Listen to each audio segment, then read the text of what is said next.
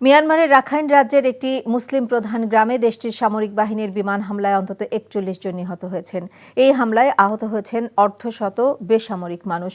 বৃহস্পতিবার আন্তর্জাতিক গণমাধ্যমগুলো এই তথ্য জানিয়েছে। প্রাণহানি ছাড়াও ওই এলাকায় অন্তত ৫ শতাধিক বাড়িঘর পুড়ে গেছে। রাখাইনের সশস্ত্র বিদ্রোহী গোষ্ঠী আরাকান আর্মি রাজ্যটি নিয়ন্ত্রণে নিতে দীর্ঘদিন ধরে জান্তা বাহিনীর বিরুদ্ধে লড়াই চালিয়ে আসছে। গেল বছর এই রাজ্যের বিস্তীর্ণ অঞ্চলের দখল নেয় আরাকান আর্মি।